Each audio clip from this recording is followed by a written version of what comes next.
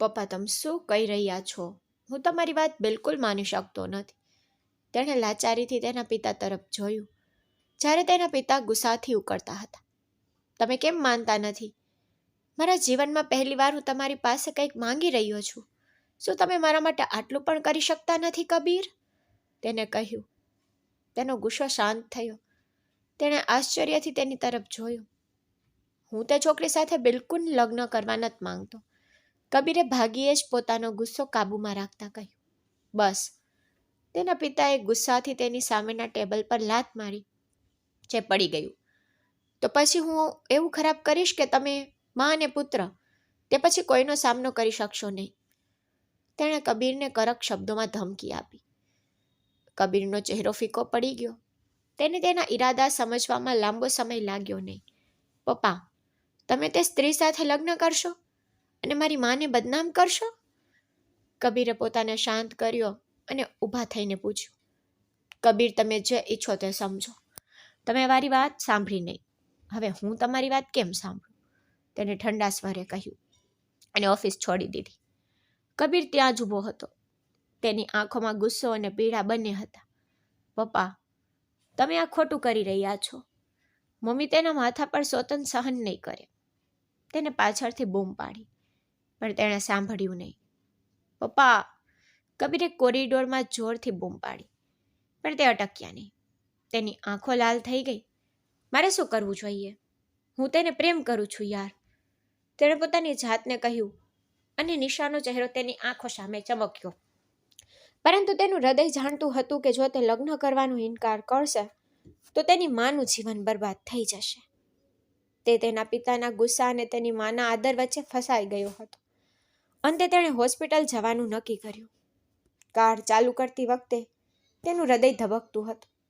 થોડી વાર પછી જ્યારે તે હોસ્પિટલમાં પહોંચ્યો ત્યારે તેના પિતા માથું નમાવીને બેઠા હતા. પપ્પા, હું તૈયાર છું, તેને ભારે અવાજમાં કહ્યું. તેની સામે બેડ પર એક સ્ત્રી પડી હતી. નબળી, શ્વાસ લેવામાં તકલીફ પડતી હતી. જાણે કે બધું ગમે ત્યારે સમાપ્ત થઈ જશે. કબીર, અનામિકા પણ બહાર ગઈ છે, તે પાછી આવશે. લગ્નની તૈયારીઓ કર. જો ધામધૂમથી નહીં તો ઓછામાં ઓછું સાદી રીતે મંદિરમાં. તેને પોતાનો મોબાઈલ ઉપાડ્યો અને કોઈને ફોન કર્યો. થોડી વાર પછી અનામિકા આવી. કબીરે તેને નફરત અને તિરસ્કારથી જોઈ તો તેનું હૃદય ઉશ્કેરાઈ ગયું, કારણ કે તેના માટે તેણે પોતાનો પ્રેમ અને તેની માનું સન્માન બંનેનું બલિદાન આપ્યું હતું. અનામિકાએ પણ તેની સાથે લગ્ન કરવાનો ઇનકાર કર્યો હતો, પરંતુ તેની માની સ્થિતિ જોઈને તેણે આખરે હાર માની લીધી. મંત્રોચ્ચારનો અવાજ, ઘંટીઓ વાગવાનો અવાજ અને કબીરના હૃદયમાં રહેલી મૌન બધું એકસાથે ગુંજ્યું. થોડી વારમાં લગ્નની વિધિઓ પૂર્ણ થઈ ગઈ. બધું પૂરું થતાં જ કબીર કોઈને જોયા વિના ચાલ્યો ગયો. તેનો શ્વાસ ભારે થઈ ગયો. મેં શું કર્યું? તેણે ગુસ્સામાં દિવાલ પર મુક્કો માર્યો. બસ. નિશાએ ફોન કર્યો, મોબાઈલ સ્ક્રીન પર જોયું અને ઊંડો શ્વાસ લીધો. નિશા, હું એ તમારી આંખોમાં જોઈ શકતો નથી. તેણે કોલ રિજેક્ટ કરતા બડબડાટ કર્યો. બીજા દિવસે વહેલી સવારે અનામિકાની માની હાલત વધુ ખરાબ થઈ ગઈ. અનામિકાએ ગભરાઈને કબીરના પિતાને ફોન કર્યો. તેઓ ઘરે હતા તેની પત્ની સાથે. તેને ફોન ઉપાડ્યો તો બીજી બાજુથી અનામિકાના રડવાનો અવાજ સંભળાયો. હું આવું છું, ચિંતા ન કર દીકરા, અનુ, તેને ફોન રાખતા કહ્યું. જ્યારે તે પાછા ફર્યા ત્યારે તેણે કબીરને ત્યાં ઊભો જોયો. કબીર, મારે કંઈક મહત્વપૂર્ણ કામ છે, મારી સાથે આવ, તેને તેની પત્નીની આંખમાં જોયા વિના કહ્યું. કબીરે હોઠ કરડ્યો અને ગુસ્સાથી તેની તરફ જોયું. હવે તે બધું સમજી ગયો. હોસ્પિટલમાં સ્ત્રીનો મુદ્દો હવે ફક્ત એક મામલો રહ્યો નહોતો, તે એક ઝેર બની ગયો હતો, જે તેના ઘરમાં ફેલાઈ ગયું હતું. તમે મને તમારી સાથે કેમ લાવ્યા છો? કબીરે ગુસ્સાથી પૂછ્યું, અને તેના પિતાએ તેની સામે જોરથી જોયું. તારી પત્નીની મા પર તમારા માટે કોઈ છે. તેણે કડકાઈથી તેને તેના સંબંધની યાદ અપાવી. તે તમારા માટે કોઈ છે, મારી નહીં, કબીરે ઠંડા સ્વરે કહ્યું. અને તમે મને આ બાબતમાં ખેંચી લીધો છે. શું તમે જાણો છો કે મમ્મી તમારા અને મારા સાથે શું કરશે? તેણે ભવિષ્યનો ડર બતાવવાનો પ્રયાસ કર્યો. તે ક્ષણ માટે મૌન રહ્યો. તેનો ચહેરો કડક થઈ ગયો, પણ કદાચ તેની પાસે બીજો કોઈ વિકલ્પ નહોતો. જ્યારે કબીર અને તેના પિતા હોસ્પિટલ પહોંચ્યા ત્યારે બધું જ ખત્મ થઈ ગયું. તેની માં ચાલી ગઈ હતી. અનામિકા સ્ટ્રેચરમાં લપેટાઈને ખૂબ રડી રહી હતી. કબીરે તેને ચીડથી જોયું. તેની આંખોમાં કોઈ આંસુ નહોતા, તેના ચહેરા પર કોઈ અફસોસ નહોતો, ફક્ત ચિંતાનો ભાર હતો કે તે આ છોકરી સાથે તેની માનો સામનો કેવી રીતે કરશે. કબીર તેની સામે ઊભો હતો, હોઠ દબાવીને. જ્યારે તેના પિતાએ તેને બોલાવ્યો ત્યારે તે તેની સામે ઊભો રહી ગયો. અનામિકાને ક્યાંક લઈ જાઓ, હવે તે તમારી જવાબદારી છે. પિતાએ તેના ખભા પર હાથ રાખીને કહ્યું. અંતિમ સંસ્કાર પછી વાતાવરણ શાંત થઈ ગયું. અનામિકા એક નાના ભાડાના ઘરમાં રહેતી હતી, જ્યાં તેના પિતાના પેન્શનથી ભાડું માંડ નીકળતું હતું. જીવન પહેલેથી જ મુશ્કેલ હતું. હવે એવું લાગ્યું કે કોઈએ બધું છીનવી લીધું છે. કબીરે કડવી આંખોથી તેના પિતા તરફ જોયું.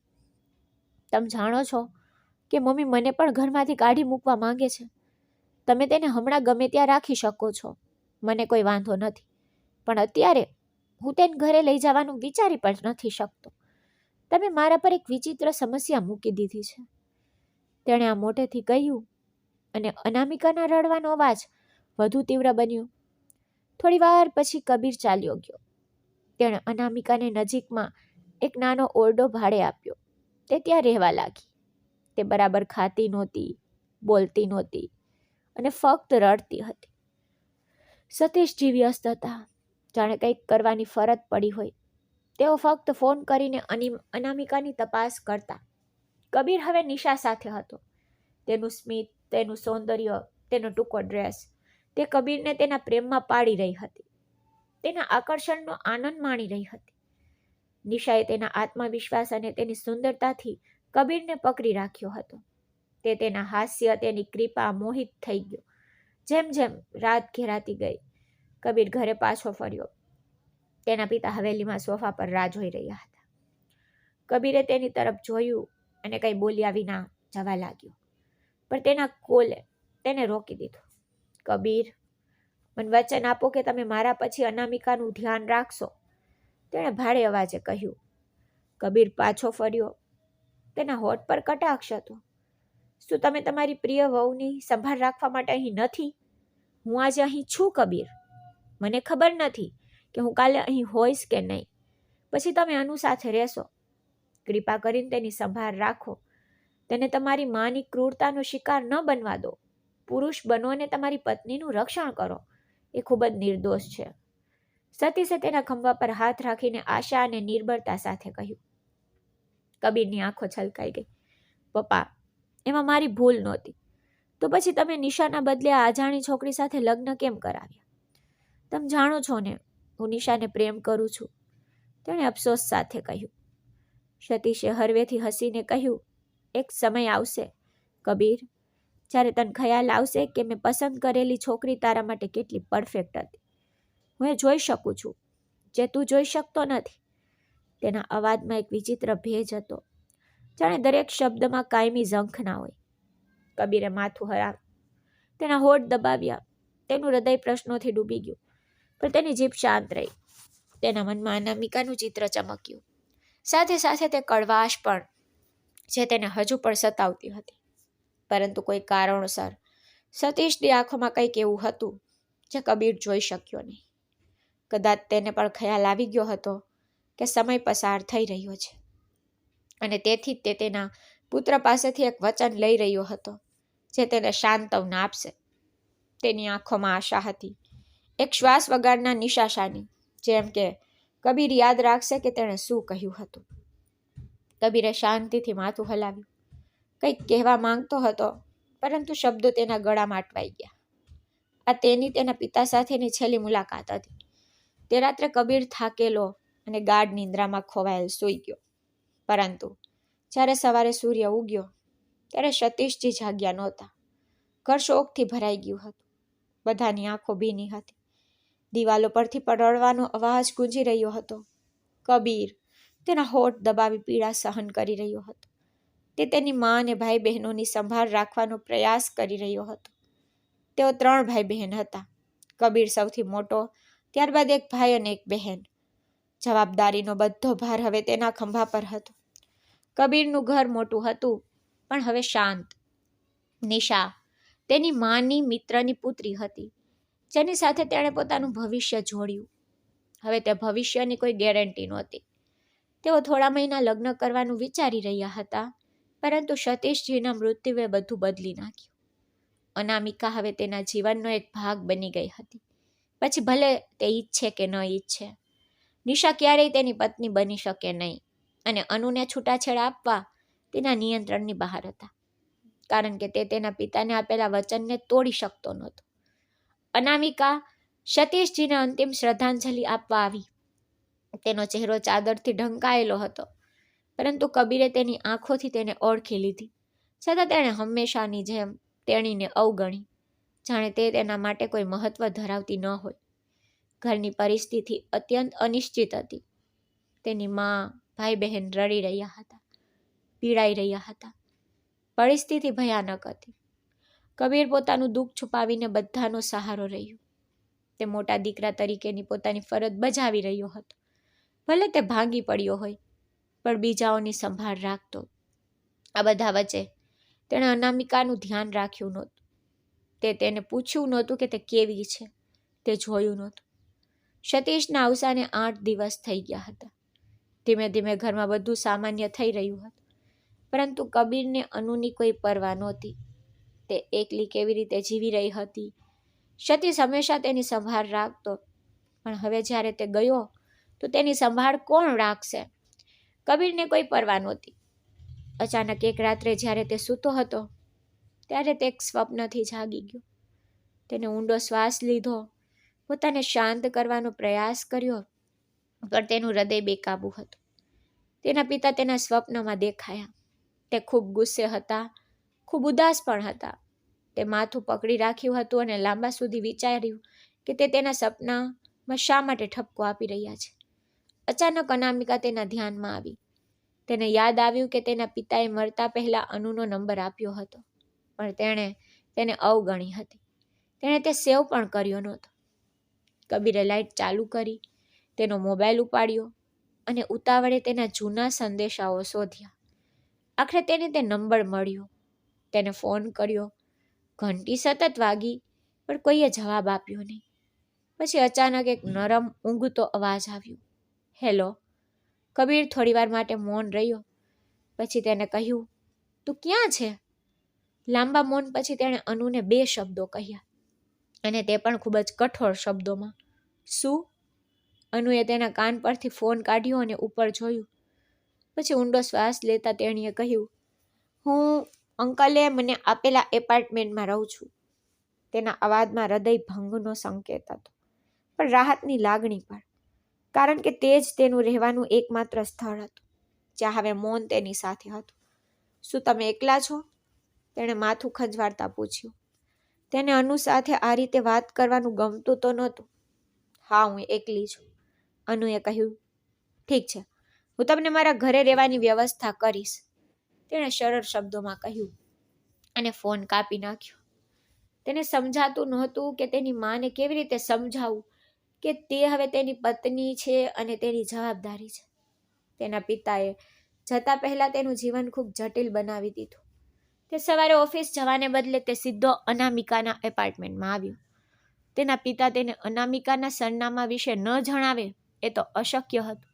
તેના પિતાએ બધી માહિતીવાળી એક ફાઇલ છોડી દીધી હતી, જે વકીલે બીજા દિવસે કબીરને આપી.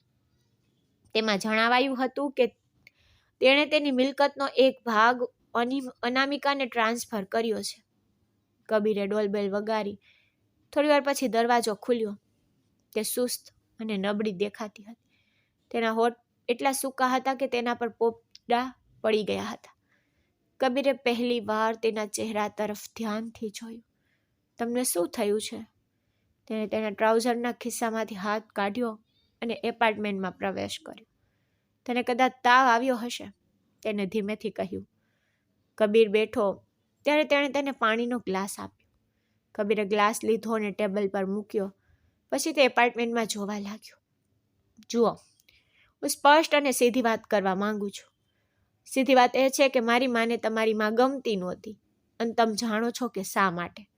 પણ દેખતી રીતે હવે જ્યારે તમે મારી પત્ની છો તો મારે તમને ઘરે લઈ જવું પડશે, જેથી હું પપ્પાના વચનથી થોડી રાહત મેળવી શકું.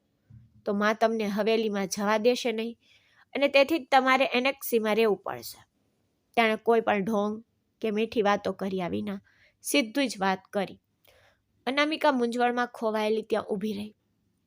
મારો મતલબ હું તમારી સાથે નહીં રહું, તેણે તેની આંખોમાં જોઈને કહ્યું. પછી તેણે આશ્ચર્ય સાથે તેની તરફ જોયું. આ છોકરીના ઘણા બધા સપના હતા જે પૂરા કરવાનો કબીરનો ઈરાદો નહોતો. થોડી વાર પછી તેણે માથું હલાવ્યું. કહ્યું, હું પહેલેથી જ નિશા પ્રત્યે પ્રતિબદ્ધ છું, તેથી હું કોઈ પતિ પત્નીની રમત રમવા માંગતો નથી. તમે ત્યાં રહો જ્યાં આપણે બધાને મનની શાંતિ મળે. તેણે ઉઠીને કહ્યું, તમારો સામાન પેક કરો, હું સાંજે તમને લેવા આવીશ. મારી માં ગુસ્સે છે, તમારે તેને સાંભળવી પડશે, કારણ કે લગ્નમાં મારો કોઈ વાંક નહોતો. આટલું કહીને તેણે ખંભા ઊંચા કર્યા, જાણે પોતાને આખા મામલાથી દૂર કરી રહ્યો હોય, અને પછી રૂમમાંથી બહાર નીકળી ગયો. અનુ તેની પીઠ તરફ જોતી રહી જ્યાં સુધી તે ગાયબ ન થયો. તે સમજી શકી નહીં કે શું તે ખુશ હશે કે દુઃખી. તેની પાસે એક નાનો બેગ તૈયાર હતો. જ્યારે કબીર તે સાંજે પહોંચ્યો ત્યારે તે લઈને કારમાં બેઠી. તેણે અનુ તરફ જોયું, કારણ કે તે પોતાનો સીટ બેલ્ટ બાંધી રહી નહોતી. તે પહેરો, કબીરે કહ્યું, ને તેણીએ તેની તરફ બેદરકારીથી જોયું. અનુ પહેલાં ક્યારેય કારમાં બેઠી નહોતી, તેથી તેને સીટ બેલ્ટ કેવી રીતે બાંધવું તે ખબર નહોતી. અરે તે પહેરો, જ્યારે તેણે બીજી વાર કહ્યું ત્યારે તેણીએ શરમથી નીચે જોયું. અરે યાર પહેરો, કબીરે ફરીથી ગુસ્સાથી કહ્યું, અને તે તેના પર ઝૂકી ગયો. સીટ બેલ્ટ આગળ ખેંચ્યો અને તેને બરાબર ગોઠવી દીધો. પછી ગુસ્સાથી માથું હલાવતા કહ્યું, પપ્પા, તમે મને આ મૂર્ખ સાથે બાંધી દીધો છે. તેણે ગુસ્સાથી પોતાની જાત સાથે વિચાર્યું. જોકે અનુએ પોતાનું હૃદય અને શ્વાસ રોકી રાખ્યા હતા. કબીરની નિકટતા જોઈને તેનું હૃદય ધબકતું હતું. કબીરે તેના લાલ થયેલા ચહેરા તરફ જોયું. આમાં આટલું પાગલપણું શું છે? ગુસ્સા અને તિરસ્કારથી માથું હલાવતા તેણે વાહન ચલાવવા પર ધ્યાન કેન્દ્રિત કર્યું. મુસાફરી શાંતિથી પસાર થઈ. ટૂંક સમયમાં તેઓ મુખ્ય રસ્તા પર પહોંચ્યા અને કાર પવન સાથે વાતચીત કરવા લાગી. આથમતો સૂર્ય સુંદર હતો. આ તેનો કારમાં અને કબીર સાથેની પહેલી મુલાકાત હતી. તેણીએ કબીર તરફ ગુપ્ત નજરે જોયું, પરંતુ તે કોઈ પરવા કર્યા વિના વાહન ચલાવતો રહ્યો. બહાર જોતા તેણી ખૂબ ખુશ થઈ ગઈ. તેની તબિયત સુધરી રહી હતી. નહીતર તેની મા અને પછી સતીશ અંકલના મૃત્યુથી તે ખૂબ જ ભાંગી પડી હતી. તેણીએ પોતાનો દુપટ્ટો પોતાની આસપાસ ચુસ્ત રીતે વીંટાળ્યો હતો.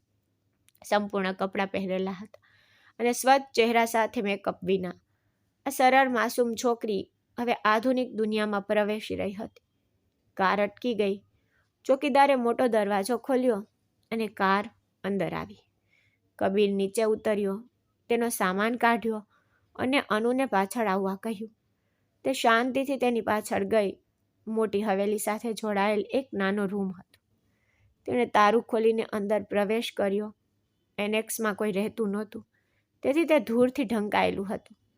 કબીરે તેનો સામાન મૂક્યો અને ઠંડા સ્વરે કહ્યું, તે જાતે સાફ કરો, કોઈ પણ વિચારણા કે સહાનુભૂતિ વિના. પછી તે પાછો ફર્યો અને ચાલ્યો ગયો. અનામિકા ફક્ત તેને જતો જોતી રહી. તેની આંખોમાં થોડો ભેદ છલકાઈ ગયો. તેણી ઈચ્છતી હતી કે તે એક ક્ષણ માટે રોકાઈને તેની સાથે વાત કરે. પછી તેણીએ ચાદર ઉતારી અને રૂમ સાફ કરવા લાગી. તેની પાસે બીજો કોઈ વિકલ્પ નહોતો. આ રૂમ નાના હતા અને રસોડું તેની સાથે જોડાયેલું હતું. એક નાનું એટેચ બાથરૂમ. અનામિકા લાંબા સમય સુધી સફાઈ કરતી રહી. પછી થાકીને તે ફ્લોર પર બેઠી. થોડી વાર પછી તેણીએ સ્નાન કરીને પોતાને તાજગી આપી, પરંતુ તેણીમાં રસોઈ કરવાની હિંમત નહોતી. તેને ભૂખ હતી, પરંતુ થાક વધુ હતો. કબીર પાસે પૂછવાનો સમય નહોતો. તમે ખાધું? તે નિશા સાથે પાર્ટીમાં વ્યસ્ત હતો. તે સમયે તેની પત્ની કેવી હતી તેને કોઈ પરવા નહોતી. કબીરની મા એનેક્સમાં લાઇટ ચાલુ જોઈને આશ્ચર્યચકિત થઈ ગઈ. તે બારી પાસે ઊભી હતી. ત્યારે તેને કંઈક અજુગતું લાગ્યું. તો તે બગીચામાં બહાર આવી અને નેક્સ્ટ તરફ ગઈ, જ્યાં તાળું ખુલ્લું જોઈને તેની આંખો પહોળી થઈ ગઈ. તેને દરવાજો ખટખટાવ્યો અને અવાજ સાંભળીને ચોકીદાર દોડી આવ્યો. મેડમ, તેણે ગભરાઈને કહ્યું. તે સ્ત્રી સૂતી હશે. નંદની, જ્યાં સુધી જાણતી હતી એનેક્સ મહિનાઓથી ખાલી હતું. તો તે કોણ રહેતું હતું? મેડમ, કબીર સાહેબ એક છોકરીને લાવ્યા, તે જ ત્યાં રહે છે, ચોકીદારે કહ્યું. નન્નીની આંખો આશ્ચર્યથી પહોળી થઈ ગઈ. કબીર પહેલાં ક્યારેય કોઈ છોકરીને ઘરે લાવ્યો નહોતો. હા, તે જાણતી હતી કે તે નિશા સાથે બહાર મિત્ર છે, પણ તેણે આ બધું ઘરના દરવાજાની બહાર જ રાખ્યું. પણ આ છોકરી કોણ છે? તેને ગુસ્સાથી પૂછ્યું. મને ખબર નથી, પણ માલકીન. કબીર સાહેબ તેને છોડીને ચાલ્યા ગયા. ચોકીદારે ડરથી જવાબ આપ્યો. ઠીક છે, દરવાજો ખખડાવો. હું પોતે છોકરીને પૂછીશ કે તે કોણ છે. તેની આંખોમાં શંકા અને ગુસ્સો બંને હતા. ચોકીદારે ડરીને દરવાજો ખટખટાવ્યો તો અંદર સુધી અનામિકા ચોકીને જાગી ગઈ. ઝડપથી ગળામાં સ્કાર્ફ બાંધીને તેને ધ્રુતથી દરવાજો ખોલ્યો. તેની સામે એક કડક ચહેરાવાળી સ્ત્રી અને એક ચોકીદાર ઊભો હતો. નંદનીએ માથાથી પગ સુધી તેને જોઈ. સાદા કપડામાં એક સરળ મધ્યમ વર્ગની છોકરી. કબીર અને આ છોકરી? તેણે મનમાં વિચાર્યું. કબીરે ક્યારેય એવી છોકરી સાથે મિત્રતા કરી નહોતી જે તેમના સમુદાયની ન હોય. તો તે આ છોકરીને અહીં કેવી રીતે લાવ્યો? અરે છોકરી, તું કોણ છે? ત્યાં આગળ વધીને અનામિકાના હાથને મજબૂત રીતે પકડી રાખ્યો. અનામિકા પીડાથી થોડી ચકડાવે ચડી ગઈ. તેની આંખો આંસુઓથી ભરાઈ ગઈ. હું અનામિકા છું, તેને રડતા રડતા કહ્યું. તેના અવાજમાં ભય અને લાચારી બંને હતા. અનામિકા કોણ? અને તેના હાથ પર પોતાની પકડ મજબૂત કરી તેને પીડાથી બૂમ પાડી. અનામિકાને ખબર નહોતી કે નંદનીને કેવી રીતે જવાબ આપવો, કારણ કે તેને ખબર નહોતી કે કબીરે તેને શું કહ્યું છે. કોણ જાણે કબીરે તેની માને આ સંબંધ વિશે ક્યારેક કહ્યું કે નહીં. જો તે સત્ય કહે તો કબીર માટે મુશ્કેલી ઊભી થઈ શકે છે. છોકરી, તું ચૂપ કેમ છે? તું કેમ બોલતી નથી? તું કોણ છે અને તું અહીં શું કરી રહી છે? કબીર સાથે તારો શું સંબંધ છે? અનામિકા પર પ્રશ્નોનો વરસાદ વરસી રહ્યો હતો. અનામિકાના હોઠ ધ્રુજી રહ્યા હતા. તે કંઈ બોલી શકે તે પહેલાં જ પાછળથી કબીરનો અવાજ આવ્યો. મમ્મી, હું તને કહેવા જ જતો હતો. પાછળથી કબીરનો અવાજ સાંભળીને નંદનીએ ફરીને પાછળ જોયું. તમે મને શું કહેવાના હતા? અને આ છોકરી કોણ છે? મને પૂછ્યા વિના તું તેને ઘરે કેમ લાવ્યો? તે કોણ છે? તેણે ગુસ્સાથી જોયું. પ્રશ્નોનો માળો ચલાવ્યો.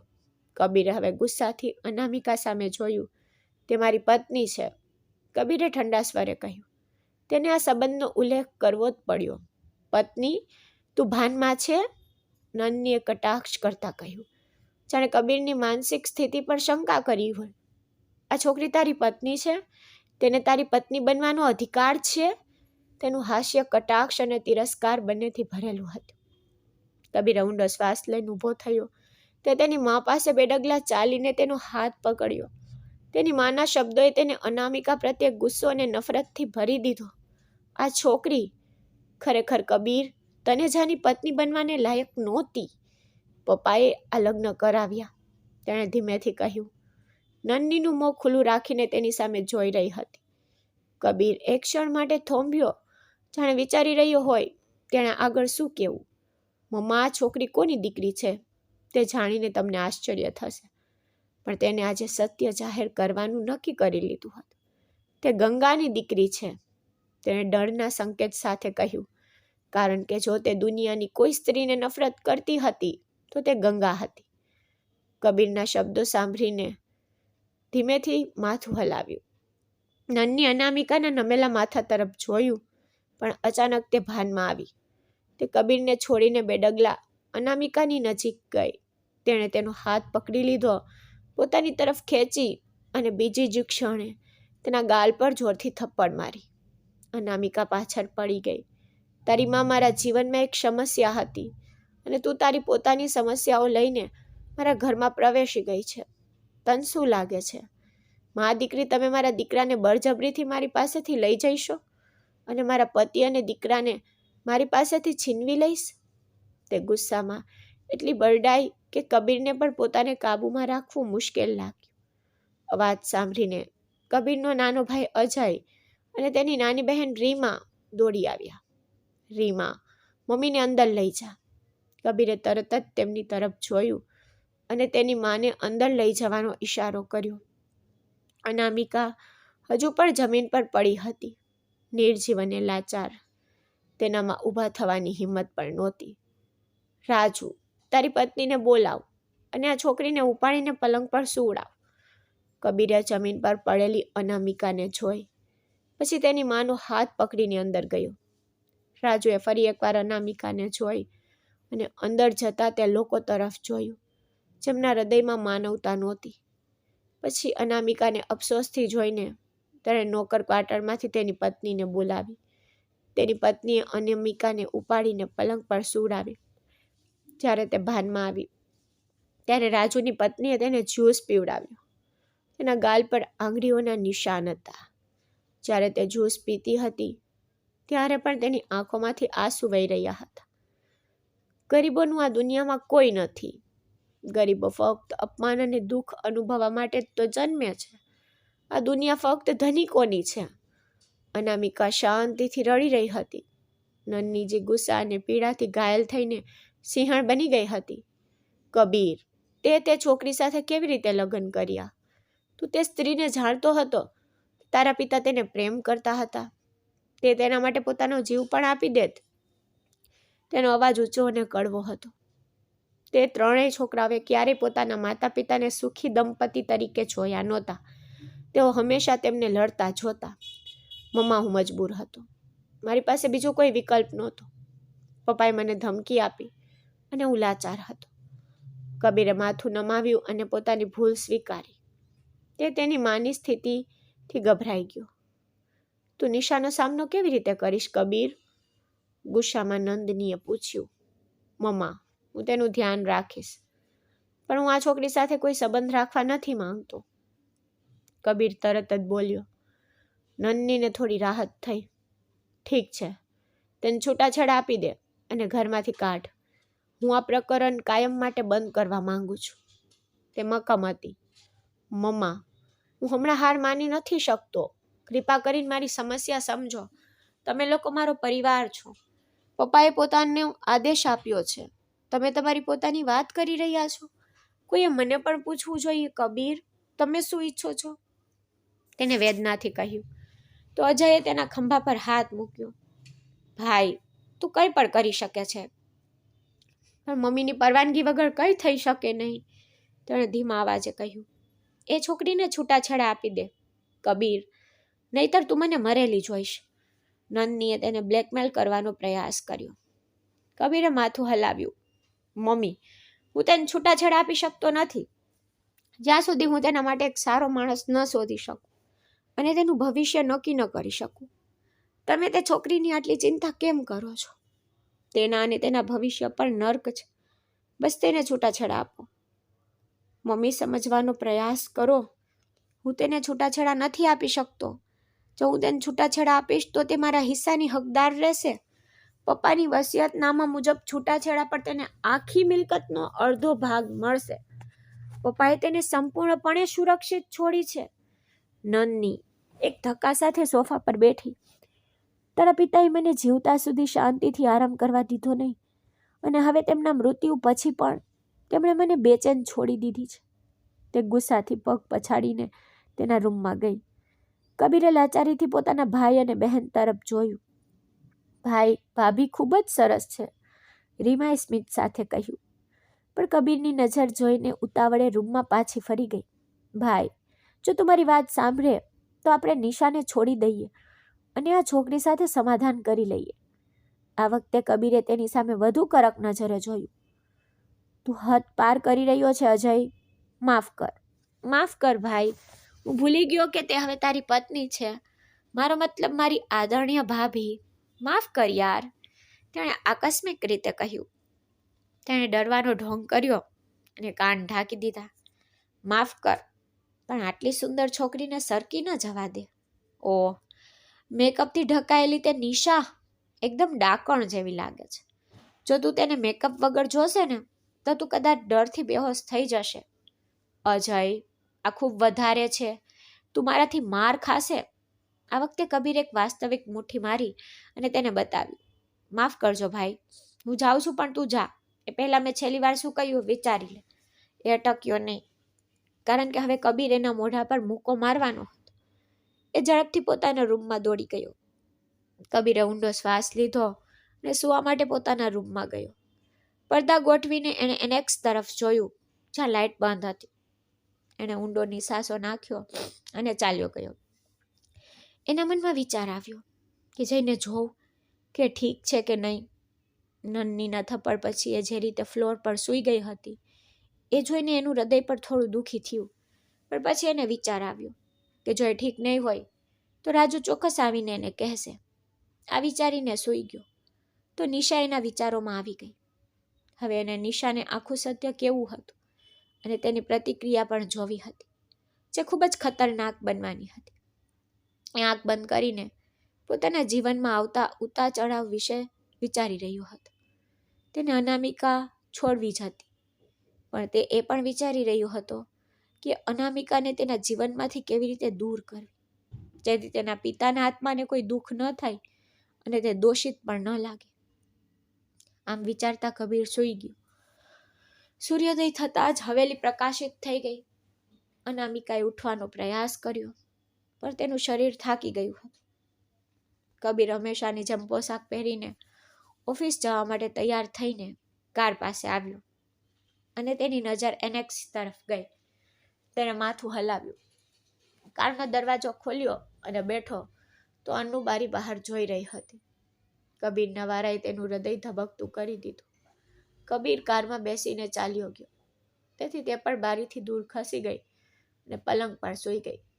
જો નંદિની તેની પાસે ન આવી હોત તો તે થોડી વાર ત્યાં જ રહી હોત. નંદનીએ કહ્યું, તારે તારી જગ્યા જાણવી જોઈએ. મારા દીકરાએ તને અહીં મૂકીને તારી જગ્યા બતાવી છે. એનેક્સી એ જગ્યા નથી જ્યાં માલિકો રહે છે, પરંતુ તે નોકરો માટે છે અને તમે નોકર છો. તેથી જ મારા દીકરાએ તને અહીં ફેંકી દીધી છે. હવે ઉઠ, કામ પર લાગી જા. અજય અને રીમા માટે નાસ્તો બનાવ. બંનેને યુનિવર્સિટી જવું છે, તેણીએ ગુસ્સાથી કહ્યું. અને અનામિકા ન ઈચ્છતી હોવા છતાં ઉઠી ગઈ. આખી રાત તેના અંદર જે ગુસ્સો ઉકળતો હતો તે ઉકળી ગયો. હવે કબીરના જતાની સાથે જ તે બધો ગુસ્સો અનામિકા પર ઠાલવવાની હતી. કબીર કદાચ તેને પસંદ ન કરે અને કહે કે તે આ સંબંધ રાખશે નહીં, પરંતુ તે અનામિકાને ક્યારેય હેરાન થવા દેશે નહીં, કારણ કે નંદની તેના પુત્રના સ્વભાવને સારી રીતે જાણતી હતી અને તેથી જ તે કબીરના ગયા પછી જ અનામિકા પાસે આવી. જ્યારે તેને ખેંચીને હવેલીમાં પાછી લઈ ગઈ ત્યારે રીમા અને અજય ચોંકી ગયા. મમ્મી તેમને કેમ લાવ્યા? રીમાએ અજયને પૂછ્યું. એ તો સરળ વાત છે રીમા, બધો ગુસ્સો હવે માસૂમ પણ નીકળશે, અજયે કહ્યું. રસોડામાં જા, નાસ્તો બનાવ, નન્નીએ કહ્યું અને તેણીને રસોડા તરફ ધકેલી દીધી. તેણે ઊનામાં હાથથી રસોડામાં જોયું. તે પૂછવા માંગતી હતી કે તે શું બનાવવા માંગે છે, પણ હિંમત એકઠી કરી શકી નહીં અને પછી તેણે જે કંઈ બનાવી શક્યું તે બનાવ્યું. અજય અને રીમાને તેણીએ બનાવેલો નાસ્તો ખૂબ ગમ્યો. તે તેની પ્રશંસા કરવા માંગતા હતા, પરંતુ તેની માની ઉગ્ર નજર સામે તે નાસ્તો ખાઈને શાંતિથી બેઠા. પછી તે તેની જગ્યા પર જવા લાગી તો નન્નીએ તેને અટકાવી. તું ક્યાં જઈ રહી છે? દરેક વસ્તુની કિંમત હોય છે. તું, અનામિકા મેડમ, મારા પુત્રના જીવનમાં પ્રવેશ કરે તે પહેલાં તારે વિચારવું જોઈતું હતું કે તેની માં જીવિત છે. હું તને નિશાની જગ્યા લેવા નહીં દઉં, તેણીએ તિરસ્કારથી કહ્યું. હવે હવેલીમાં તે બંને અને ફક્ત નોકરાણીઓ હતા. અજય અને રીમા યુનિવર્સિટી માટે નીકળી ગયા હતા. જ્યારે અનામિકા તેના હોઠ બંધ રાખતી હતી. તેની પાસે કંઈ કહેવાનું નહોતું. જો તેણી કંઈ બોલી હોત તો તેણીને અહીંથી પણ કાઢી મૂકવામાં આવી હોત. તે ક્યાં ગઈ હોત? આ દુનિયામાં તેનું કોઈ નહોતું. કબીર આવે ત્યાં સુધી તે આખો દિવસ ચૂપચાપ કામ કરતી રહી. તેણી એક પણ શબ્દ બોલ્યો નહીં. જે તેને આ ઘરમાં લાવ્યો હતો તે તેનો પોતાનો નહોતો, તો તે વિરોધ કેમ કરત? તે તેની ફરિયાદ લઈને ક્યાં ગઈ હોત? કબીરના આગમનના થોડા સમય પહેલા જ તેની માએ અનામિકાને એનેક્સી પાસે મોકલી દીધી. ફ્રેશ થઈ રાત્રિ ભોજન કરવાનું શરૂ કર્યું. પછી તે તેના રૂમમાં પાછો ગયો. હવે નિશા તેની સાથે લગ્ન કરવાનો આગ્રહ કરી રહી હતી. બીજા દિવસે સવારે અનામિકા જવાની તૈયારી કરી રહી હતી. જ્યારે તે બહાર જઈ રહી હતી ત્યારે કબીર કામ પર જતો હતો. કબીરનું મગજ ફરી ગયું. તે બોલ્યો, આટલી વહેલી સવારે ક્યાં જઈ રહી છે? તેણે ગુસ્સાથી પૂછ્યું. અનામિકાએ કહ્યું કે અંકલે મને યુનિવર્સિટીમાં પ્રવેશ અપાવ્યો હતો. હું 1 મહિનાથી યુનિવર્સિટી ગઈ નથી. મારી પરીક્ષાઓ આવી રહી છે, તેથી હું ફક્ત યુનિવર્સિટી જ જઈ રહી હતી.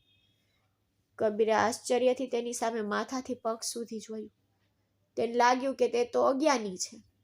પહેલા તો એ સીટ બેલ્ટ કેવી રીતે બાંધવો તે જાણતી નથી. હવે તે તેને યુનિવર્સિટીની વિદ્યાર્થી તરીકે ઓળખાવી રહી હતી. કબીરે માથું હલાવ્યું અને તેને કારમાં બેસવાનો ઈશારો કર્યો. પણ થોડા સમય સુધી તે બેસવું કે નહીં એ મૂંઝવણમાં આંગળીઓ ફેરવતી રહી. પછી તે બેસી ગઈ, પણ તે હજુ પણ સતત હાથ ઘસતી રહી. તેને સમજાતું નહોતું કે શું કરવું. પપ્પા તમારી ફી ચૂકવતા હતા? કબીરે ગંભીરતાથી પૂછ્યું. શરૂઆતમાં તે પૈસા ચૂકવતા હતા, પછી મને શિષ્યવૃત્તિ મળી ગઈ. તેણીએ તેને ધીમેથી કહ્યું. તો તે આશ્ચર્યચકિત થઈ ગયો. તે બુદ્ધિશાળી પણ હતી. તો તું કઈ ફેકલ્ટીમાં છે? તેણે અનામિકાને પૂછ્યું. BBAના બીજા વર્ષમાં. તેણે ધીમેથી માથું નમાવતા જવાબ આપ્યો. તો તું ફક્ત 20 કે 21 વર્ષની છે? તેણે આશ્ચર્ય સાથે પૂછ્યું. હા. અનામિકાએ માથું હલાવ્યું. શું તમે જાણો છો કે હું તમારાથી 19 વર્ષ મોટો છું? તેણે આશ્ચર્ય સાથે કહ્યું. હા. તેણે ફરીથી ધીમેથી કહ્યું. તો તમને આમાં કોઈ વાંધો નથી? તેને પૂછ્યું. ના, મને કેમ વાંધો હશે? અને ઉપરાંત આપણું જીવન ક્યાં સાથે છે? મેં મારી માની છેલ્લી ઈચ્છા પૂરી કરવા માટે તમારી સાથે લગ્ન કર્યા, અને મને ખાતરી છે કે આ લગ્નમાં તમારી સંમતિ સામેલ નથી. તો ફક્ત તમારા જીવનનું ધ્યાન રાખો. મારે મારો અભ્યાસ પૂર્ણ કરવો પડશે. પછી તમે અને હું અલગ થઈ જશું. મને ફક્ત 2 વર્ષ જોઈએ છે. હું હમણાં એકલી રહી શકતી નથી. તેની આંખો ભીની થઈ રહી હતી અને તે તેના આંસુ છુપાવવા માટે બારી તરફ મોં ફેરવી રહી હતી. કબીરે માથું હલાવ્યું. 2 વર્ષ ઘણો લાંબો સમય હતો. નિશા 2 મહિના રહેવાની નહોતી. તે તેને યુનિવર્સિટીમાં છોડીને ઓફિસ ગયો. તે સાંજે જ્યારે તે ઘરે પાછો ફર્યો ત્યારે કબીરને રીમા પાસેથી ખબર પડી કે જ્યારે અનામિકા યુનિવર્સિટીથી પાછી આવી ત્યારે તેની મા તેના પર ગુસ્સે થઈ ગઈ અને તેને કપડાં ધોવા માટે કહ્યું હતું. તેણે આખું ઘર સાફ કર્યું અને સીડીઓ ધોતી વખતે તે પડી ગઈ. તેને ગંભીર ઈજાઓ થઈ નહોતી. આ સાંભળીને કબીર થોડી વાર માટે ચિંતિત થઈ ગયો. સારું, તેને ગંભીર ઈજા થઈ નથી ને? તેણે પોતાને શાંત કરવાનો પ્રયાસ કરતા પૂછ્યું.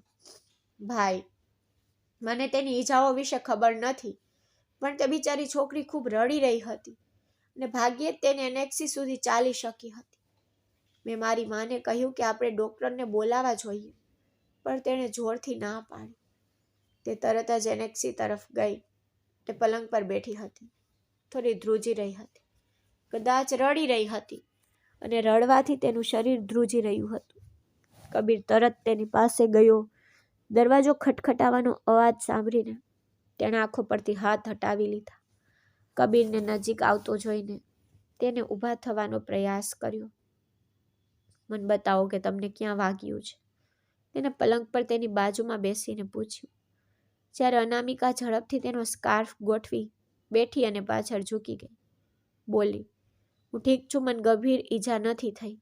તેણીએ પોતાને શાંત રાખવાનો પ્રયાસ કર્યો, પરંતુ કબીરને ખ્યાલ આવી ગયો હતો કે તેને ગંભીર ઈજા થઈ છે. હું તમને પૂછતો નથી કે તમને કેટલું દુઃખ થયું છે. હું પૂછું છું કે તમને ક્યાં વાગ્યું છે. મને બતાવો. તેના શબ્દો અનામિકાને ચિંતામાં મૂકી રહ્યા હતા. ના, હું તમને બતાવી શકતી નથી. કૃપા કરીને દૂર જાઓ. તમે મારી પાસે કેમ આવ્યા છો? જો કોઈ તમને અહીં જુએ તો મને ફરી. તેણીએ ડરપોક સ્વરે કહ્યું. કોઈ કંઈ કહેશે નહીં. મને તારી ઈજાઓ બતાવ. તે ક્યાં છે અને તેને કેટલી ઈજા થઈ છે? તે આગળ વધ્યો. તેનો હાથ પકડ્યો. તેણીએ તરત જ તેનો હાથ પાછો ખેંચી લીધો અને કહ્યું, ના, હું તમને બતાવી શકતી નથી. કૃપા કરીને દૂર જાઓ. તેના ચહેરા પર શરમનો આછો લલાશ ફેલાઈ ગયો. કબીરનો જવાનો કોઈ ઈરાદો નહોતો. જોકે તેણે તેનો હાથ પકડીને તેની બાંય ઊંચી કરી. તેને જોયું કે તેનો હાથ પણ ઘાયલ છે. પરંતુ કબીરે પહેલેથી જ અનુમાન લગાવી લીધું હતું કે અનામિકાને ફક્ત એક જ ઈજા નથી, તેને વધુ તકલીફ પડી હશે.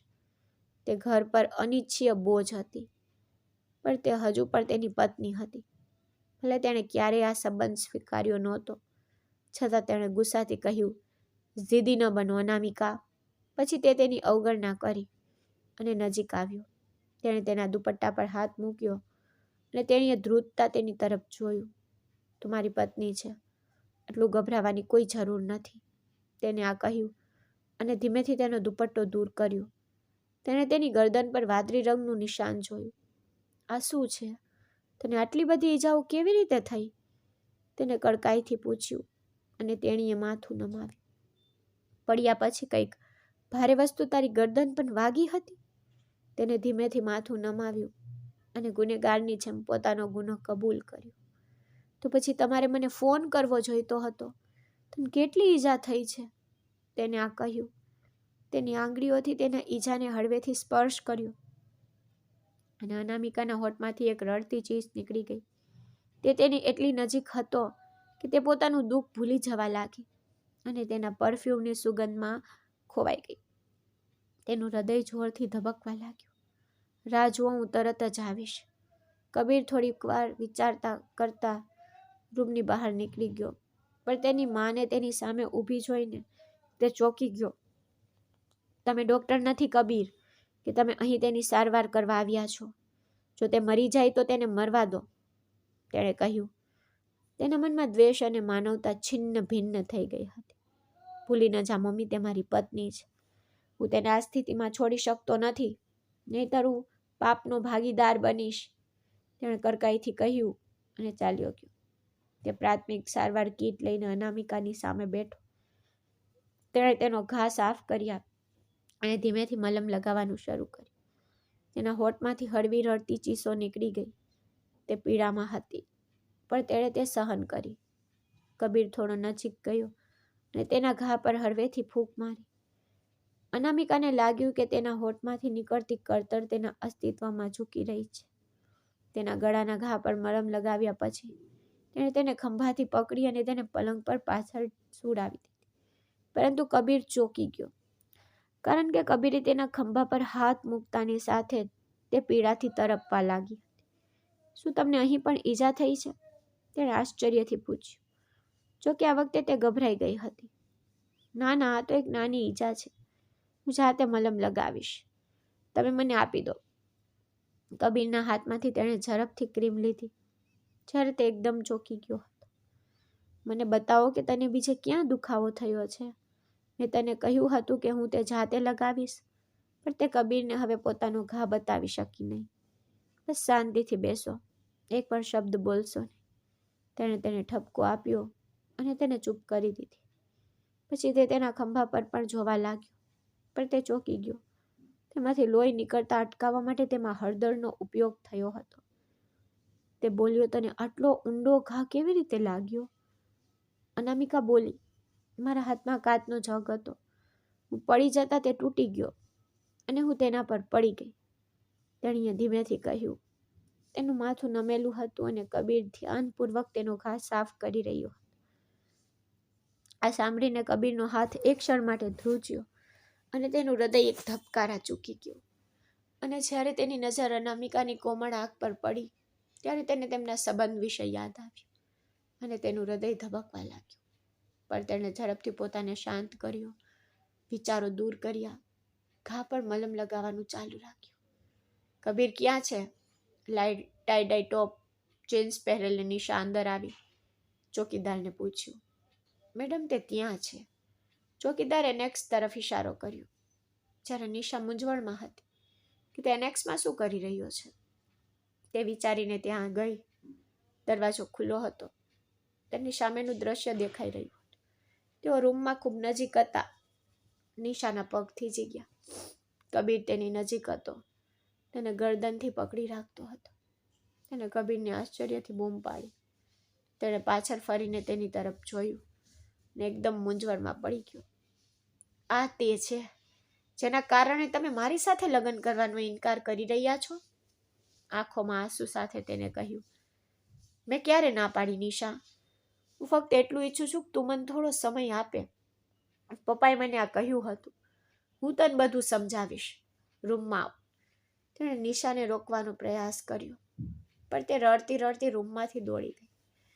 કબીરે ગુસ્સાથી ફ્લોર પર લાત મારી અને ગુસ્સાથી અનામિકા તરફ જોતા ચાલ્યો ગયો. તેણીએ નિસાસો નાખ્યો. જે માણસ થોડા સમય પહેલા જે તેના ઘાવને આટલી કોમળતા અને પ્રેમથી મટાડી રહ્યો હતો, તે બધું ભૂલી ગયો હતો. તેની સામે નિશાને જોવાથી તે બધું ભૂલી ગયો હતો. તેણે ઓશિકા પર માથું મૂકીને સૂવાનો પ્રયાસ કર્યો. ને સવાર યુનિવર્સિટી જવાનું હતું. તેણીને ભયંકર ઈજા થઈ હતી. હંમેશની જેમ બીજી સવારે તે સાદા પોશાકમાં બહાર જઈ રહી હતી. તેણી પાર્કિંગ એરિયા પાર કરી રહી હતી ત્યારે તેણીએ નજીકમાં કારનો હોર્ન સાંભળ્યો તો તે આશ્ચર્યચકિત થઈ ગઈ. કબીર તેની રાહ જોઈ રહ્યો હતો. આ વખતે અનામિકા શાંતિથી કારનો દરવાજો ખોલીને અંદર ગઈ. તે એક દિવસ રજા લીધી હોત તો કોઈ આફત ન આવી હોત. કબીરે ગુસ્સાથી બૂમ પાડી. હું એક દિવસ નહીં જાઉં તો હું પરીક્ષા કેવી રીતે આપીશ? મેં પહેલેથી જ ઘણું સહન કર્યું છે. તેણીને રડવાનું મન થયું. તેને ભણવાની જરૂર હતી. રજા પછી એવી જગ્યાએ જા જ્યાં તને આરામથી અભ્યાસ મળી શકે. નહીતર મમ્મી તને ફરીથી કામ કરાવશે અને હું તને રોકી શકીશ નહીં. તેને અનામિકાને ઉકેલ આપ્યો. તેને અનામિકા પર દયા આવી. તેને તેના પિતાના શબ્દો યાદ આવ્યા કે છોકરી નિર્દોષ હતી, તેને સજા ન થવી જોઈએ. તમે મને જવા દેશો એ બહુ મોટો ઉપકાર થશે, કારણ કે મને ભણવા માટે બિલકુલ સમય નથી મળતો. એણે આંખોમાં આંસુ સાથે કહ્યું. આ જોઈને કબીરને ખ્યાલ આવ્યો કે તેની મા તેને કેટલો ત્રાસ આપી રહી છે. કબીરે કહ્યું, મારી એક મિત્ર છે જેનું નામ પ્રિયા છે. હું તને તેના ઘરે છોડી દઈશ. તું ત્યાં ભણી શકે છે અને હું સાંજે તને લેવા આવીશ. તેને ગંભીરતાથી કહ્યું અને અનામિકાએ માથું હલાવ્યું. હવે આ રોજિંદો નિત્યકર્મ બની ગયો. તે તેને યુનિવર્સિટી છોડી દીધો. પછી તે તેને તેના મિત્રના ઘરે મૂકી જતો અને કામ પરથી પાછા ફરતી વખતે તેને લેતો પણ આવતો. આ દરમિયાન તેની માનો છૂટાછેડાનો આગ્રહ વધુ મજબૂત થઈ રહ્યો હતો. નિશાએ કહ્યું કે તેની પાસે 3 મહિના છે. તેણે નિશા કે અનામિકા વચ્ચે નિર્ણય લેવો પડશે. ઘરના વાતાવરણથી કંટાળીને કબીરે બહાર સમય વિતાવવાનું શરૂ કરી દીધું. તે રાત્રે તે બારી પાસે ઊભો રહ્યો. તેની મા થોડા દિવસો માટે તેના ભાઈના ઘરે ગઈ હતી. ફક્ત રીમા અને અજય 1 અઠવાડિયા માટે ઘરે હતા. કબીરે અનામિકાને રૂમમાં લાવવાનું નક્કી કર્યું કે તેની પરીક્ષાઓ આવી રહી છે, તેથી હું તેના અભ્યાસમાં મદદ કરીશ અને તેનાથી તેને થોડી રાહત થશે. તેણે અજયને કહ્યું હતું કે તે તેની મા આવે ત્યારે તેને કહે. આ વાતને ધ્યાનમાં રાખીને તે અનામિકાના રૂમમાં ગયો. અનામિકા તેને જોઈને ચોંકી ગઈ, પણ તે ખૂબ જ મૈત્રીપૂર્ણ હતો. તેની સાથે અનેક બાબતો પર વાતો કરતો હતો. સાંભળો, તમને ભણવામાં કોઈ તકલીફ નથી પડતી ખરું ને? હા, મન થાય છે થોડી, પણ હું સંભાળી શકું છું. તમારી પરીક્ષાઓ નજીક છે, સાચું ને? જો તમને એવું લાગે તો તમે મને તમારા અભ્યાસમાં મદદ માટે કહી શકો છો.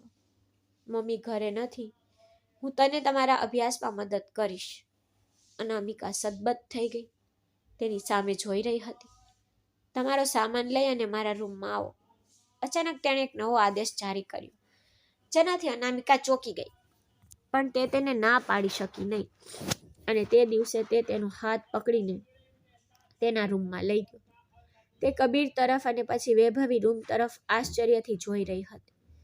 થોડા દિવસ અહીં આરામથી રહે. મમ્મી ઘરે નથી. તારા ભણતરમાં કોઈ પણ તકલીફ હોય તો હું મદદ કરીશ.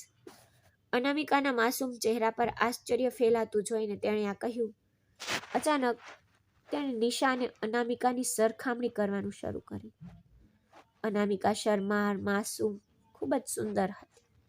નિશા બહાદુર હતી. બધા સાથે વાત કરતી, ટૂંકા કપડાં પહેરતી અને ગરીબ લોકોને નફરત કરતી.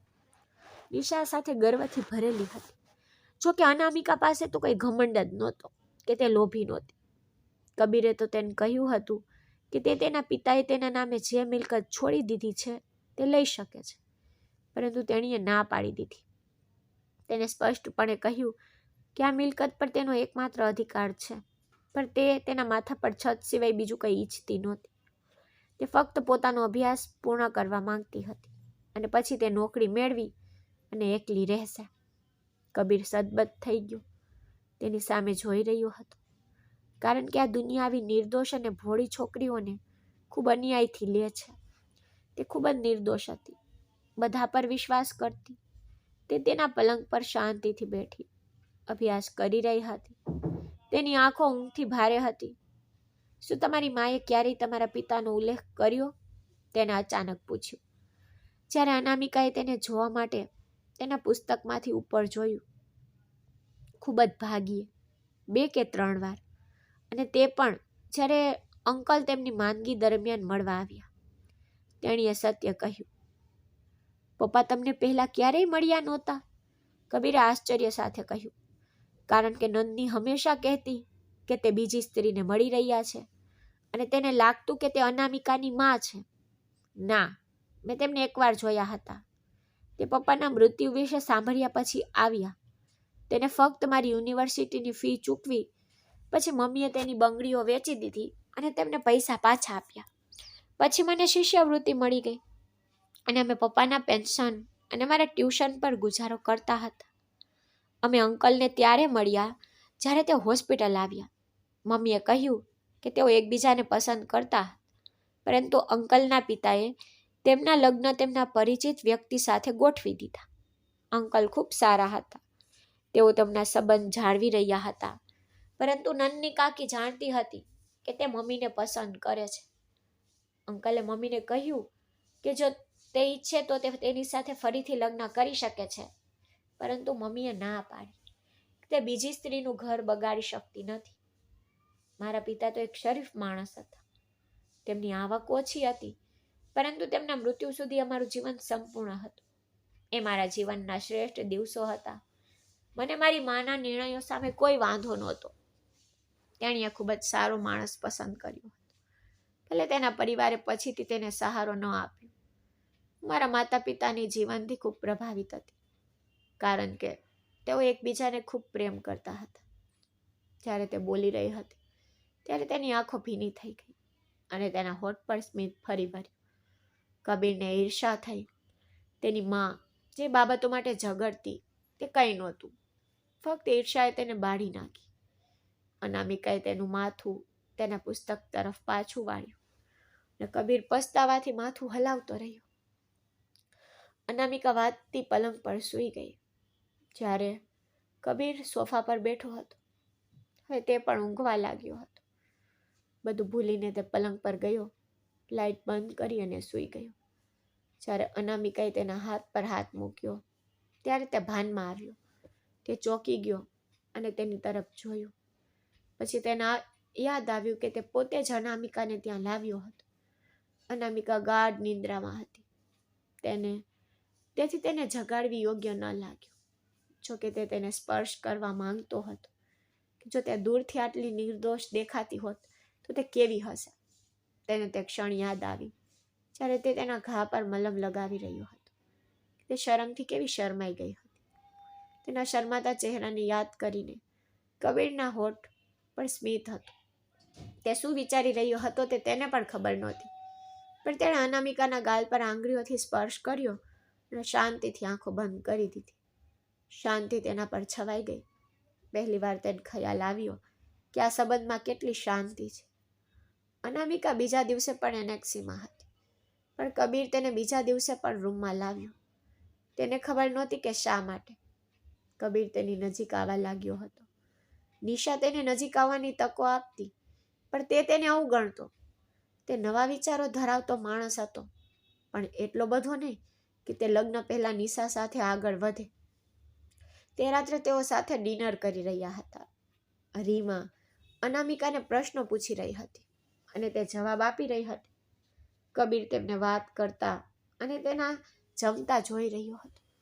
રીમાએ કબીરને કહ્યું કે તે ઈચ્છે છે કે અનામિકા તેના રૂમમાં સૂઈ જાય. કૃપા કરીને ભાઈ ના ન પાડો. પરંતુ કબીરે ના પાડી, કારણ કે તેનાથી તેના અભ્યાસને નુકસાન થશે. તેની પરીક્ષાઓ નજીક આવી રહી હતી, તેથી તેણે સ્પષ્ટપણે ના પાડી. અનામિકાએ માથું હલાવ્યું. તે પણ અભ્યાસ કરવા માંગતી હતી. તે દરમિયાન રીમા નારાજ થઈને રાત્રિ ભોજન પછી તેના રૂમમાં ગઈ ને કબીર તેના રૂમમાં આવ્યો. થોડી વાર પછી અનામિકા આવી. તેને હજુ પણ આવવાનું વિચિત્ર લાગ્યું. ગઈ રાત્રે પલંગ પર સૂઈ જવા બદલ તે પોતાના પર ગુસ્સે હતી, કારણ કે સવારે જ્યારે તે જાગી ત્યારે તે પલંગ પર એકલી સૂતી હતી, જ્યારે કબીર સોફા પર સૂતો હતો.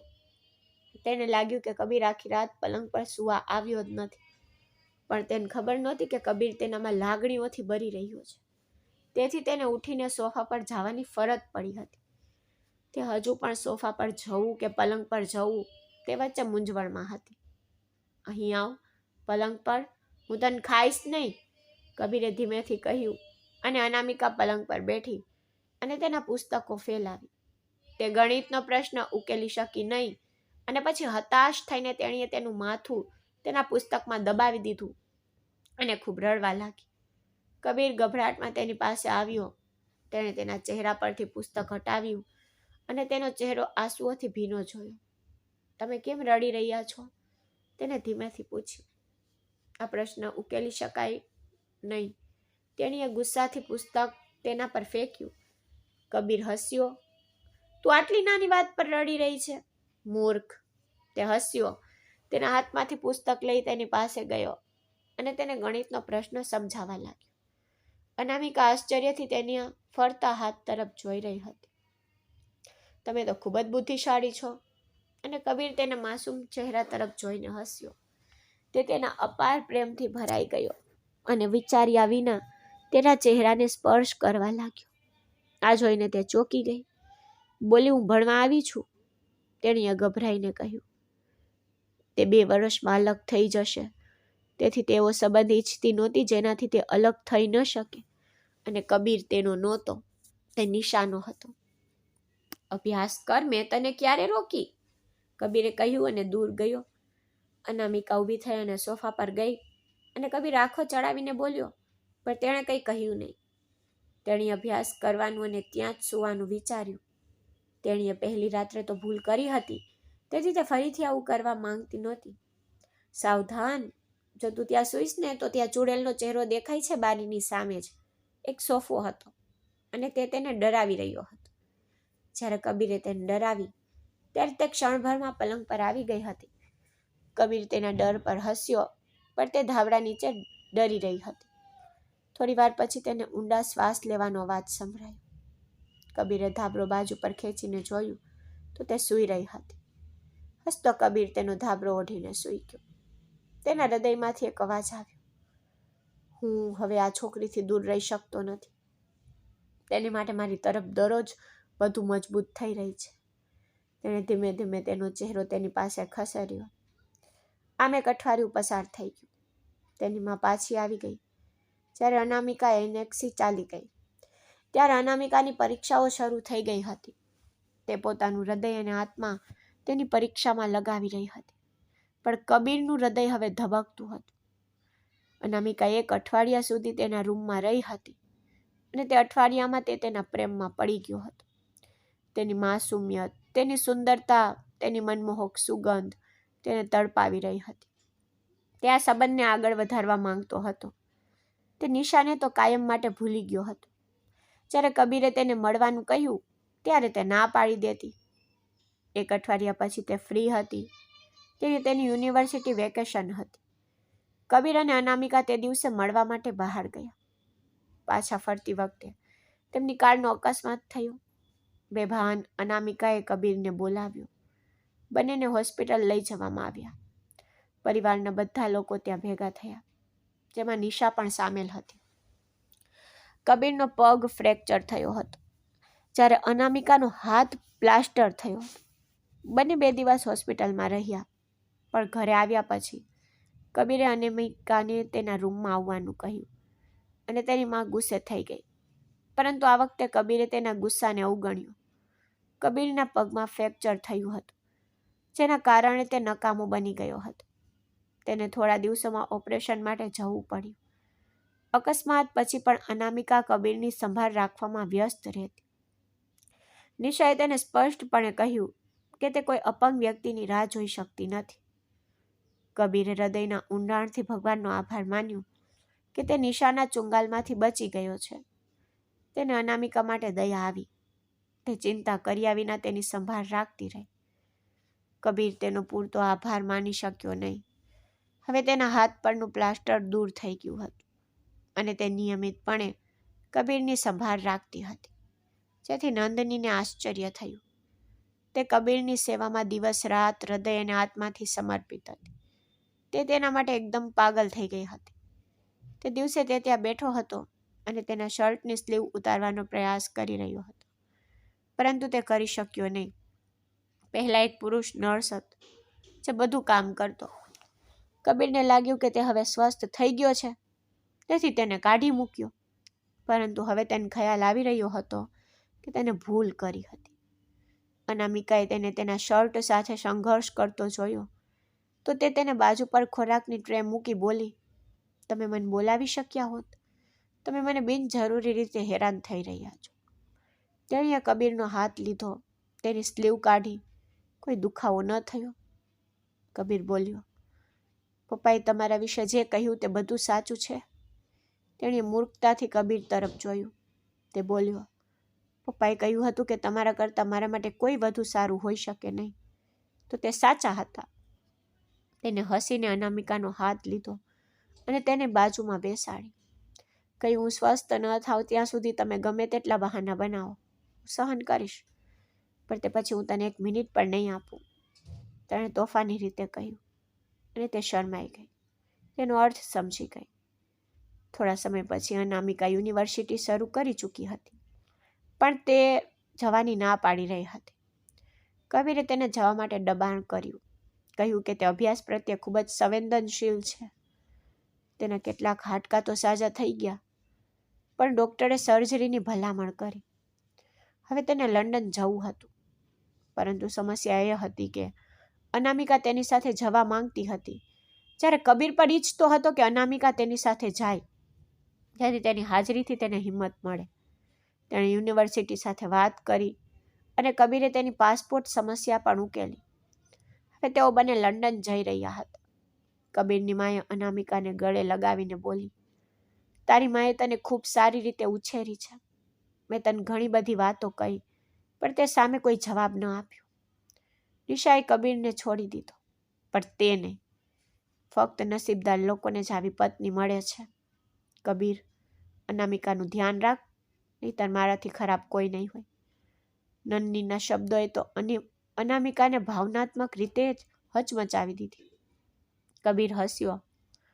તે ખૂબ ખુશ હતો. આખરે અનામિકાની માએ તેને હૃદયથી તેને સ્વીકારી લીધી. તેઓ બંને ખુશીથી નીકળી ગયા. લાંબી ઉડાન માટે તૈયાર થયા.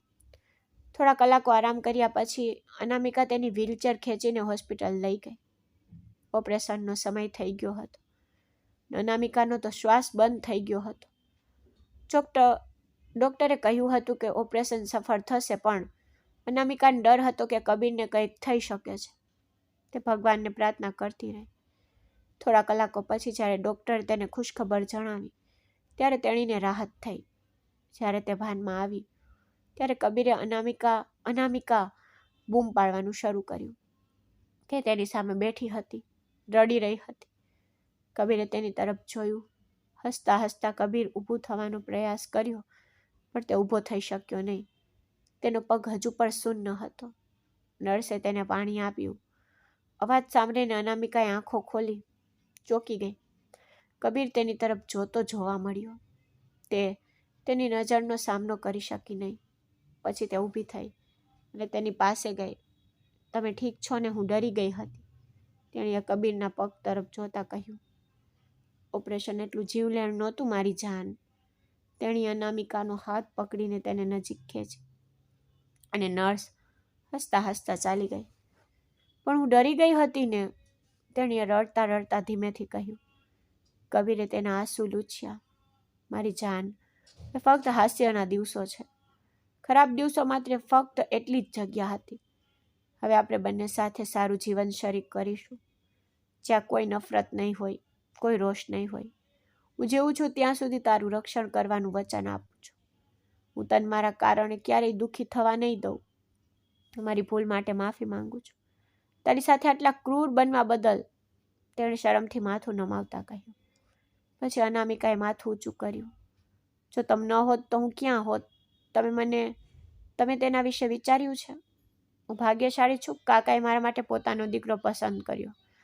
નહીતર આ ગરીબ છોકરીને આટલો હેન્ડસમ માણસ કોણ આપત? તેણી અજાણતા ખૂબ વધારે કહી દીધું હતું. કબીર તેના શબ્દોથી આશ્ચર્યચકિત થઈ ગયો. પછી તે મોટેથી હસ્યો. ઓહ, હેન્ડસમ!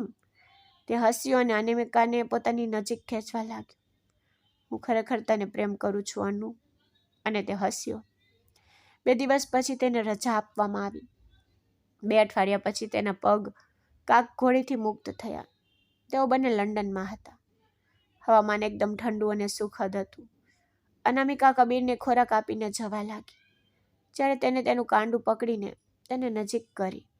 તેના પગલાં ધીમે ધીમે વધી રહ્યા હતા અને દરેક પગલાં સાથે અનામિકાનું હૃદય ધબકતું બંધ થઈ ગયું.